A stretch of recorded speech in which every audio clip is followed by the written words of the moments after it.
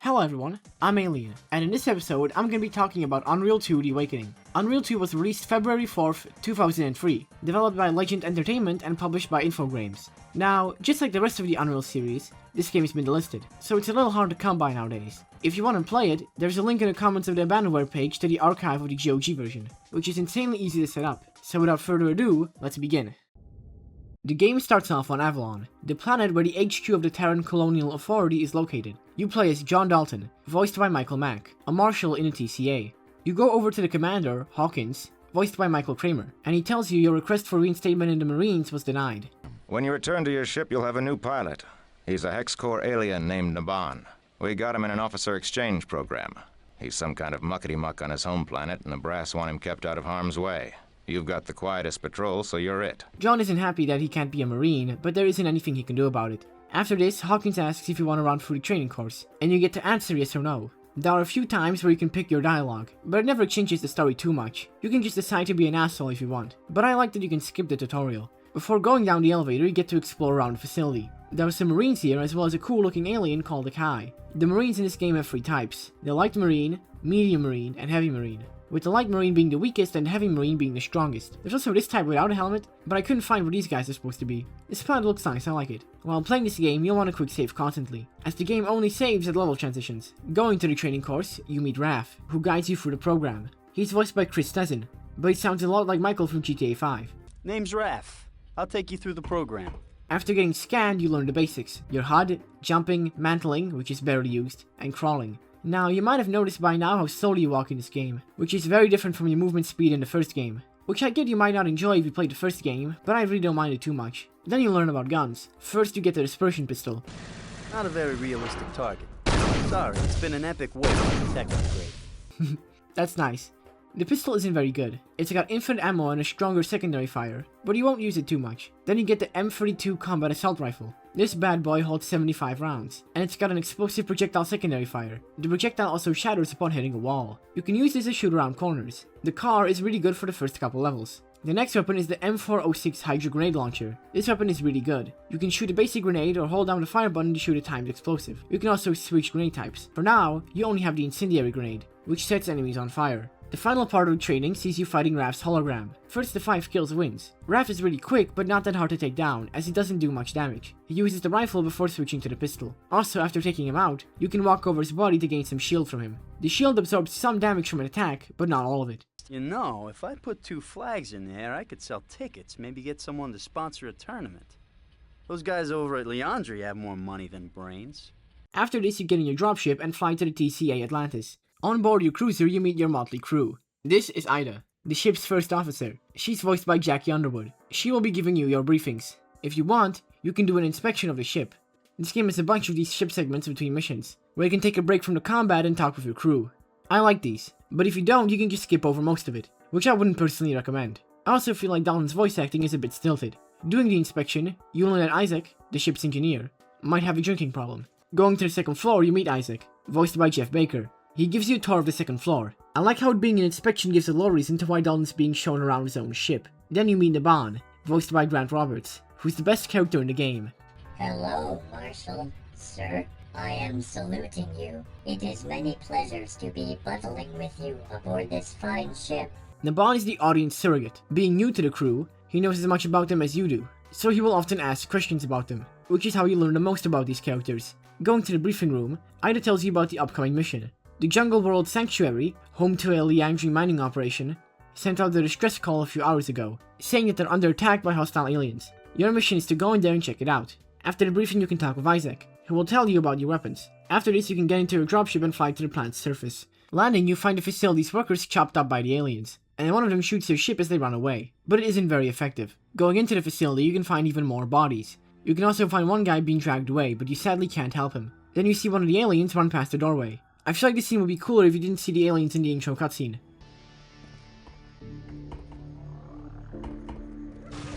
I love this part. This is your first fight with the Azarians. These guys are extremely quick and aggressive, constantly running around and shooting at you with their shock lance, which you can pick up after killing them. The rifle's secondary fire one-shots them, but they're not easy to hit. After this, one worker starts talking to you through the comm system.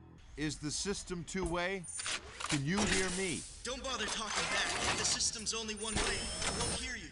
Glad we cleared that up. This is Danny Miller, and you gotta save him. After a short swimming section, you fight some more space monkeys. You can try to take him out with the lance, but it's really weak. It has a basic primary fire, which ricochets, and a stronger explosive EMP shot as its secondary. I love the sound these things make. Danny mentions that the Azarians attacked them right after they dug up some sort of artifact. After an ambush and even more fighting, with Danny cheering you on, you get on an elevator, and as you're going up, the lights turn off. Then, a Scar Warrior drops on top of the elevator and slices the cable, sending you crashing down. Damn, these guys always get the coolest introductions. The Scar are really fun to fight, and they act almost the same way as in the first game. They can shoot a projectile and dodge. They can also pounce at you. They can also block your rifle bullets. Then you head outside, where you fight even more Scar, including a medium Scar. These guys are a lot tougher. Sometimes when you kill the Scar, they do this cute pose, which I find funny. After getting back to the facility, Danny sees you and thinks it's safe, so he goes outside with the artifact, but a heavy Scar appears, seemingly the commander of this operation, and tries taking it. But Danny jumps off the platform so the heavy can't get it. After this, Ida tells you to pull out, but Dalton refuses, as he wants to get the artifact. The generator closed itself after Danny fell in, so you have to restart it to get it open. After fighting some more Scar, you find a control room. After clearing it out, you turn on the emergency override, which opens the generator. Going back, you have to jump down the generator. You don't take much fall damage, but this does not feel like the correct solution. Down here you can get the artifact, but after you do, the heavy Scar comes down to attack you. He's got a lot of health, but if you have any grenades left, you can quickly take him down. After you do, Ida calls in the artifact, and a marine speed ship comes to pick it up, but as you're flying to your ship you get called back, as the marines were shot down.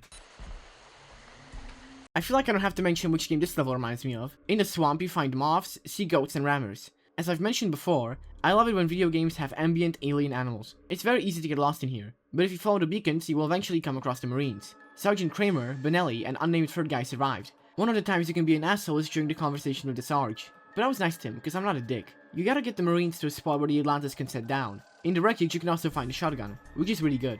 The secondary fire fires fire, which briefly stuns stronger enemies and takes out weaker ones. While you're heading your way to the jungle you get attacked. These Marines are invincible, so you don't gotta worry about them dying. I like how they keep asking you if you're okay. Boss, are you okay?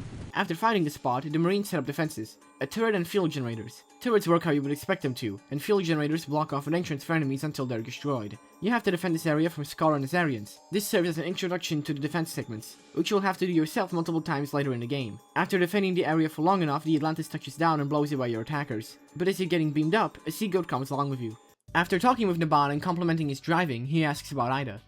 Is this Ida the same Ida who won the Battle of Tycho and brought victory in the Strider Wars?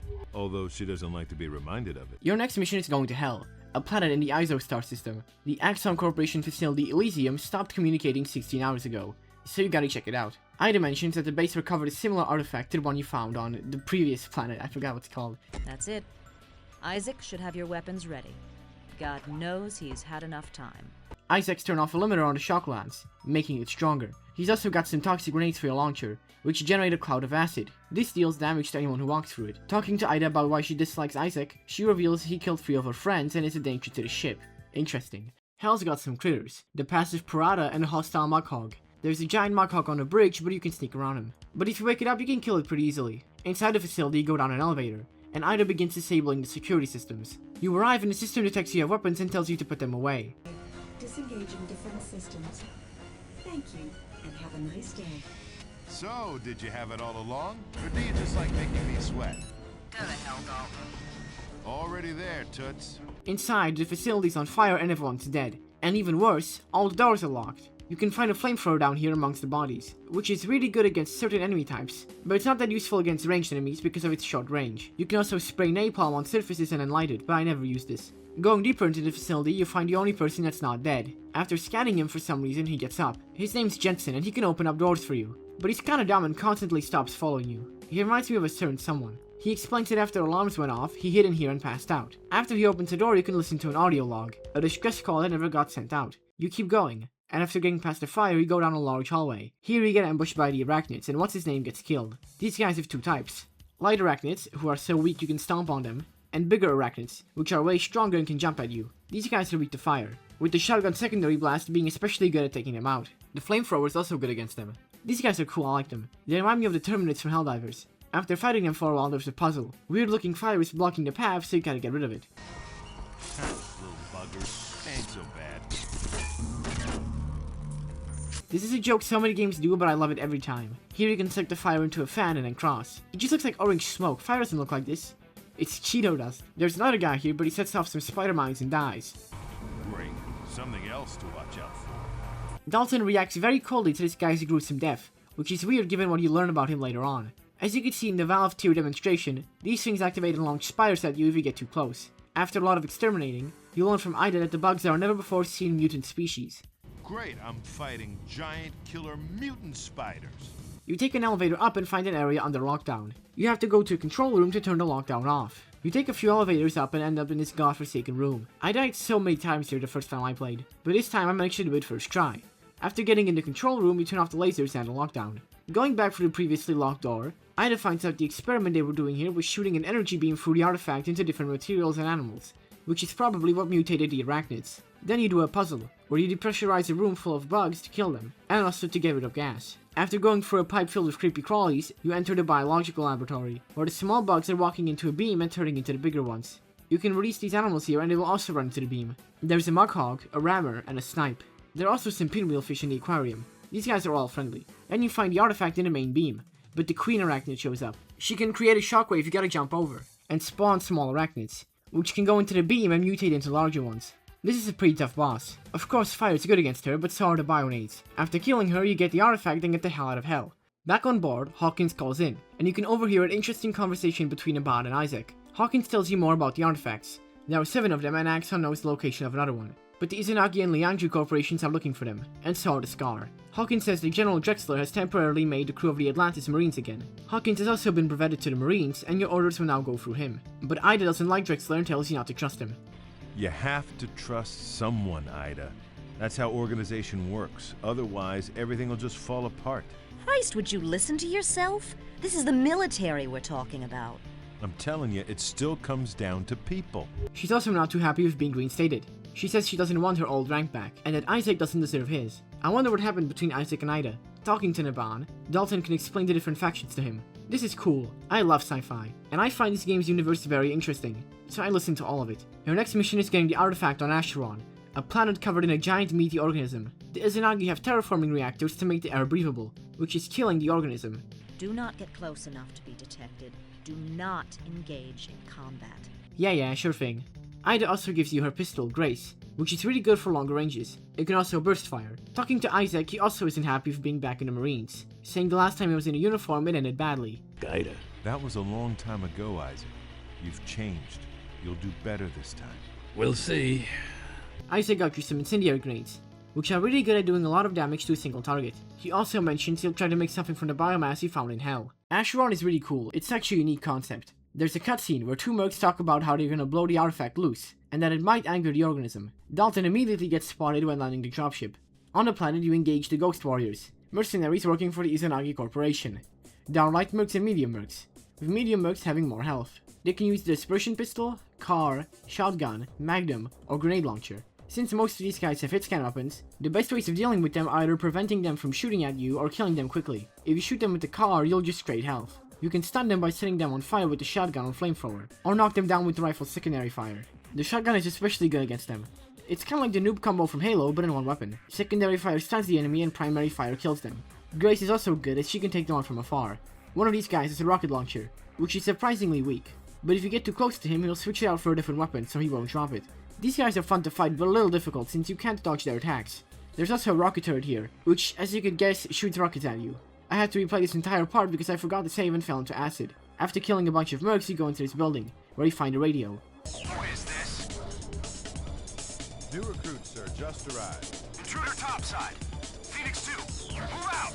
After this, some mercs take an elevator from the Sarlacc pit to the surface, and after taking them out, you head down yourself. In here you can find killer sprouts, who grab you if you step on them, along with these little critters flying around. I really like these. You fight a bunch of mercs down here, including a heavy. These guys are really slow but really tanky. They can use the rocket launcher and flamethrower, but a single incendiary grenade can burn them to a crisp. You can also find some EMP grenades in this mission, which are good for taking out turrets but not much else. Eventually you come across the artifact. You set up the bombs and blow it free, but after you do that the cave starts shaking. And then spores appear and the cave starts filling with acid. These spores are really weak, but they can do a lot of damage if you let them touch you. After barely escaping, you fight some more mercs before getting to a dropship. Ida informs you that the Izanagi are gathering forces on Severnaya. The fleet gets power from a large dam, and a squad of marines were sent in to blow it. But the mission went bad and now they're stranded. You just gotta go in and get them out. Landing on the planet, you can see some flying snakes and overhear mercs fighting the marines. When you go to help them, you see one of the marines get shot by a sniper. The marine also has a sniper which you can pick up. The Widowmaker is really good. It can easily take out most enemies in one shot. The surviving marine tells you that they planted the bombs, but the mercs attacked them before they could activate them, and that he's the sole survivor. John says he will go in and finish the job. So the marine goes back to the dropship. I like how the Ghost Warriors have different color armor on different planets. I also like how some of them no longer wear helmets, since this planet has a breathable atmosphere. The main entrance is locked, so you gotta go through this tunnel. There's an auto turret here, which is just like a rocket turret but it shoots bullets. Inside, someone who's presumably the base's commander locks down the area you're in, so you gotta go through the side area into a vent. Here is the first bomb. Do not tell me you are going to arm those charges. Okay, I won't tell you that. God damn it, John, will you get out of there? Then you jump down the vent and kill the commander. Going further into the facility, you find a room with a generator and turrets. You can blow these away with the EMP grenades. This level is pretty confusing to navigate, but you gotta find the two other bombs. The second one is in this room. Fine, go ahead, blow yourself up. Damn, Ida is really pissed off. And the third one is in the side room. After arming it, you have 5 minutes to get to your ship, which is more than enough time. Now, this level is pretty short and mediocre, but originally, it was going to be set in an underwater colony, where you would meet the Cheyenne, or Xian, I don't know, who look straight out of the abyss. They would have used mind control to make the local fish species attack you. What a shame this level was cut, because it sounded really cool. Also, why is the description for this game on the cutting room floor so fucking mean? Hurt sounds for that irritating asshole. This page is written like my videos. Back on the Atlantis, the ship's having issues because the sea goat from the swamp chewed through the wires, so it's gotta land. There's a scene when John tells Naban what happened between Ida and Isaac. Years ago, the two of them served on the same ship. Isaac was a launch officer and he got injured during a battle. He panicked and opened the airlock too soon, sucking a fighter crew into space. He then broke down, and someone else had to break in to launch the other fighters. And ever since then, Ida hates him and he started drinking. I like these characters' backstories. This time, Naban does the briefing. The ship's landed on Kalydon, where it will repair and resupply, but the Liandry Angels will surely attack, so it's up to you to hold them off. Isaac has modified the rocket launcher. Now the secondary fire shoots homing rockets. On the planet, Isaac teaches you how to set up the fuel generators and turrets yourself. Then you go find a supply drop that overshot the base. After setting up, the Liandry Angels attack. The Angels are genetically modified all-female soldiers used by the Liandry Corporation. They are slightly better at fighting than the Ghost Warriors. Just like with all the enemies, there are 3 types: light, medium, and heavy. And they use the same weapons as the Ghost Warriors. Since they are very similar to the Ghost Warriors, you can deal with these gals the same way you deal with them. This mission is very difficult, but not that fun. It's clearly another filler mission. I feel like this would have worked better as a side mission or something. Now you gotta go to Sulferon, where the Izanagi have developed a tool to help them find artifacts. This is a very simple mission. You kill a bunch of mercs and break into the facility. Inside, one of them damages the terminal containing the tool. You then have to go to the control tower and turn off the SOS. After this, Ida calls in some marines and a technician to fix the terminal. What follows is another defense segment, this time with marines, who you can send to different locations. There's Taba, Easley, Cosner, and Caruso. After holding off the Ghost Warriors for long enough, the technician fixes the terminal and the mission ends. It's not easy, but it is possible to keep all the marines alive. Now that we are around the halfway point, I feel like it would be a good time to talk about this game's side content, none of which I could get to run.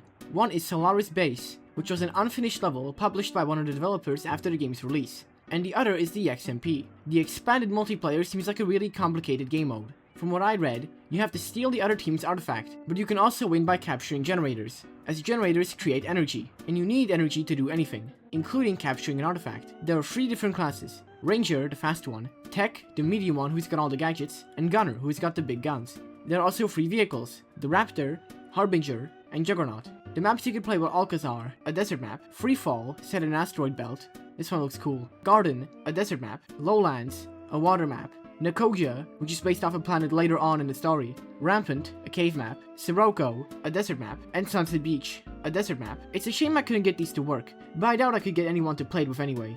Anyways, back to the game. Naban asks about Ida. Dalton explains she was drafted for the Strider Wars, and she set up a trap on the planet Tycho. After the Striders went to the planet, Terran ships bombed the hell out of it. But Tycho had hundreds of human colonists, who couldn't be warned about the plan, so she sacrificed them to save millions more. And Ida has never forgiven herself for this. You might not expect it based off her character design, but Ida's character is actually kind of deep. Maybe it's commentary about how just because a woman dresses in revealing clothes, doesn't mean she's shallow. Or maybe the devs didn't have any other female characters to sexualize. Now we know everybody's backstories, except for Dalton's. Isaac's gotta use some concussion grenades, which can launch enemies away, but they're pretty useless for now. He's also finally figured out what to do with the biomass he got from Hell. He's made a gun that shoots spiders. I loaded some into this ejaculator tube. It shoots spiders that stun and damage unarmored enemies. You can also shoot those spider mines, but the spiders don't work on armored enemies. Your next mission is on Janus. The Izanagi and Liangri corporations have discovered a secret lab there. The top expert on the artifacts, Mayor, is still down there, so you gotta get him out. This mission is hard. You gotta storm the Izanagi-controlled base all by yourself. You gotta use all your weapons as best as you can. After crossing the breach and getting inside, you meet a scientist. He unlocks the doors for you and then stays here. You fight for a bunch of mercs before hearing Meyer get tortured. I wanna know the cool detail here. There are no human bodies around, but you can find a bunch of dead Kai. The Ghost Warriors clearly don't respect aliens as much as they do humans. You kill more green guys before going into a vent and saving Meyer. He won't give the artifacts to you now. You'll only get them if you can get him out alive. After convincing a Kai to open a door for you... Maybe if you showed him a little respect. What? He's just a Kai. This guy's an asshole. Meyer gets the artifacts, and you gotta escort him out. But then, the Liandri blow up the bridge, so you gotta get to the roof. You're gonna have to fight on up to the roof. I'll send Marines to the area. Call me. Meyer is thankfully not in much danger, as he always stays behind you and the enemies don't target him. He's also really fucking annoying. Can't you kill these mercs any faster? The cutting room floor is right. He is an irritating asshole. After heading outside, you encounter the Angels. From now on, they completely replace the Ghost Warriors in this mission. After clearing them out and waiting for Meyer's slow ass, you head to the roof, where you find the Marines, Harrison, Sadao, Crable, and Chavez. What follows is another defense segment. There sure is a lot of these, but they're kinda fun. It's really hard to keep the Marines alive for this one. After Mayer activates the transmitter, you finally re-establish contact with Ida, and she is sent to the extraction. She also tells you Drexler ordered all non-military personnel to be terminated, but John decides to help Meyer, and smuggles him out on his ship. I imagine he also went back for the other two guys, since from what we learned about him later on, it would be in John's character to do so.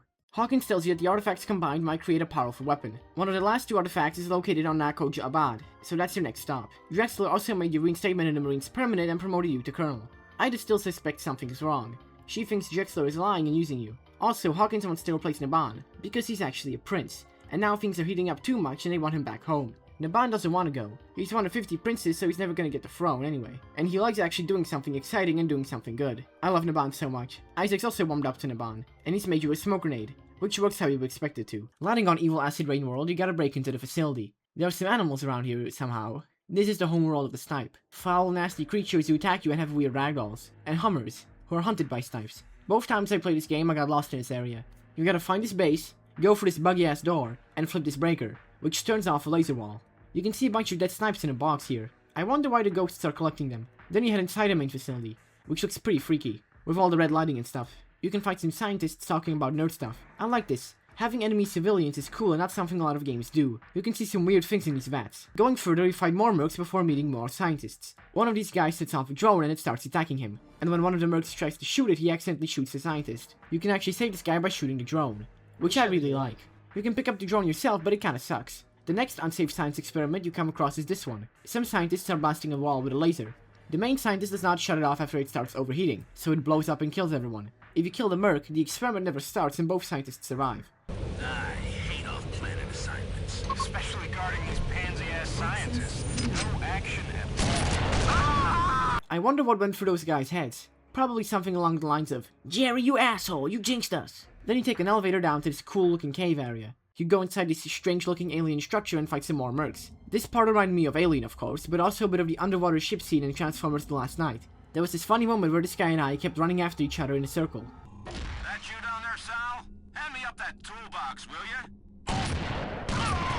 After getting past some lasers, you find the artifact, and after picking it up, some mercs show up, but they're ambushed by the Drac. These guys are really cool, I love them. You're also attacked by the Drac, a medium one. This guy shoots a laser where he thinks you'll go, an idea that Half-Life 2 would shamelessly steal a year later. A flamethrower or an EMP makes short work of them, but the shotgun's also good. Then you meet the Light Drac, who shoot bolts of electricity at you if you let them get too close. After this, the level ends. I really like this one, it's a lot of fun. In the ship cutscene, you finally learn Dalton's backstory. He was kicked out of the Marines because he was bad at following orders. Yeah, that tracks. He was ordered to leave a wounded civilian behind, but Dalton dragged her to safety anyway. The final artifact is on a mysterious planet, which may be the home of the Drac. Multiple human and Scar ships disappear after going to it. Ida thinks they should just leave the last artifact here because no one's gonna get it, but Dalton thinks it would be better if the Marines had all of them. Thankfully, Dalton convinced Hawkins to keep Naban. Hell yeah. You can also talk to Ida about Tycho, and unsuccessfully try to convince her that what she did was right. You think you betrayed them, but have you ever wondered what they would have chosen? I didn't give them a choice. Don't you think they might have weighed their lives on the same scales you did and said, It's better that we few die, so millions more may live. Isaac talks about how he's worried he's gonna start drinking again after going home. Dalton tells him he's stronger than he thinks, as he's talked to a bunch of supply sergeants and never bought booze from them. You could have smuggled booze on board anytime you wanted, but you didn't. Nobody can be strong all the time, but you've been strong when it counts. He's made you a laser from jackpots, which is really good at taking them out. He says there's no alder fire yet, but he's probably gonna come up with one soon. You come down to the planet and touch down in this cool giant area, and as you head inside, you slowly lose contact with the ship. You are completely alone for this mission. You can find people in weird vats. You can also find a Drac droid. You ever notice how some of the Drac bodies don't despawn after they die? Well, these droids can revive them, so you gotta make sure to kill these guys. They infinitely respawn in their vats with this cool animation, but it takes a long time for one of these guys to grow. You can also prevent them from reviving the Drac by damaging the bodies until they explode. Sometimes you also have to blow up the Drac before you can continue. Then you find a room with a bunch of body parts inside vats. This time you can activate them to make them move. This is really dark compared to the rest of the game. You can also find the Scar's torso here, and when you activate it, it does the "Hello my baby, hello my honey, hello my ragtime girl." After some fighting and dodging lasers, you come across whatever this is. You can shock this thing, and after shocking it enough, it breaks out and you can put it out of its misery. You then enter a giant arena and face the Drac Caretaker. He might look imposing, but he isn't that hard to take down. He has dual lasers that work like the medium Drac attacks do, and after dealing enough damage, it splits into two pieces. One half shoots a stream of plasma and the other tries to hide from you, as this one is vulnerable. After hitting it enough, the other half kamikazes itself at you. After this, it goes back to laser attack until you shoot another part off. Now it can no longer fight back and you can beat the shit out of it. After beating it, the level ends. After getting the final artifact, you get back on board and head back to Avalon. You're gonna go down yourself and learn where Drexler wants the artifacts, so you don't have to use a radio and risk revealing the location to anyone. Ida also seems to have gotten along with Isaac a bit. Speaking of Isaac, he's got you the alt fire for the laser. It now shoots a beam. Spoiler warning. If this game sounds cool, play it before you continue watching, or just skip to the ending segment. Like I said, the game is free and pretty easy to set up. As you're heading down to Avalon, your ship starts getting shot by the planetary cannon, and before Naban can remote control you out of there, you get hit and crash land. The HQ was overtaken by the Scar, and none of Drexler's men are here, but Hawkins made it off planet in his ship the Dorian Gray. You gotta turn off the orbital cannon so the Atlantis can land. There are a bunch of Scar here, including Heavy Scar. This is the only time the concussion grenades are useful, as it's the only thing that can knock the Scar away. You head to the control tower and turn off the cannon. Ida also makes contact with Macmillan, who secured an LZ for the Atlantis, but as you go to take the elevator, it malfunctions. Now you gotta cover a mechanic from Macmillan's squad as he goes to fix the generator. I like how it looks like when you shoot these barrels. After taking out a bunch of Scar, the mechanic gets the elevator running and comes your way. After heading down and meeting the mechanic, you make your way to the rest of his squad. What follows is one last defense segment until the Atlantis can land. During the fighting, you can hear the Atlantis crew get engaged by a Scar ship. They get heavily damaged, but they manage to take out the enemy. As the Atlantis is landing, Ida uploads a transmission to you.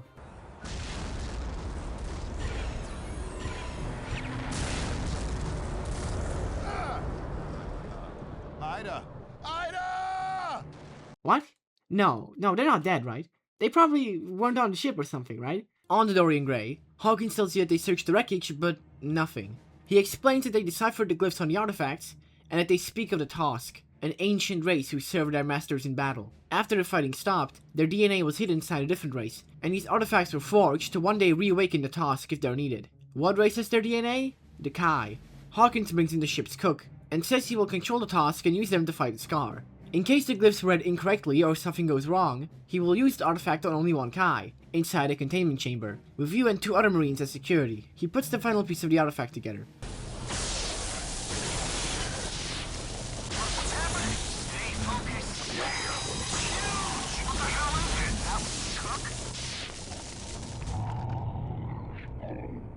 The Tosk immediately breaks through the chamber and kills both the Marines, before setting its sights on you. I beat this boss first try, but when I went back for more footage I had a really hard time beating it. The Tosk has 2 attacks, a melee attack, and shooting a goddamn black hole. This attack can suck you in and instantly kill you, but it disappears when hitting a wall, so you can use the chamber as cover. During the fight, you can hear that all the Kai on the ship have turned into Tosk. After doing enough damage to the cook, its arm falls off, and you can shoot some black holes yourself. This can instantly kill it. You head outside and find a terminal, on which you can play the recording Ida sent you. Surely it will say the crew got off the ship for some reason and are still alive, right? Commander Hawkins just ordered me to dock with the Dorian Gray and turn over the artifacts. Suddenly it all clicked into place. General Drexler has had nothing to do with any of this. It's all been Hawkins. But I'm not giving Hawkins the artifacts, John. Naban and Isaac are with me. We're gonna hold him off as long as we can. If he shoots us down, he'll make it look like the Scar, but you'll know the Isaac want to talk with you too. Shit. You then find that bastard Hawkins, and he tries convincing you to follow him to the escape pods and send the ship into the sun to kill the Tusk. He also wants to take the artifact and try awakening the Tusk again, but Dalton puts a bullet in him. Dalton sends the ship on a collision course with a nearby star and heads for the escape pods. The rest of the mission sees you helping the ship's marines by killing any Tusk you find. After killing one, you find another Tusk that shoots a bridge, knocking it into the ship's gravity generator. This low gravity part sucks as it's really hard to control your jumps. Then the ship starts getting so damaged it starts to turn.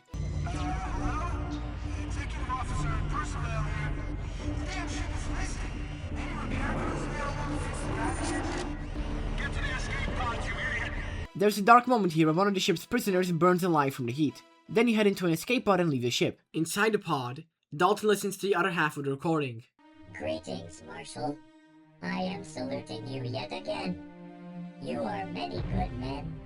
Despite who I am, you shared with me the danger and the dignity of a meaningful task. I'm scared, but I'm not scared. I'm ready for this. You had faith in me, John, and I'm grateful. If you make it and I don't, go to the O Club back in Quantico, buy a round for the house, and have one last drink for me. This is no suicide mission, John, but I won't abandon you. You were right about Tycho, John. Sometimes the few have to give their lives for the many. You were right about something else, too. You said I had to choose who to trust. I choose you. Goodbye.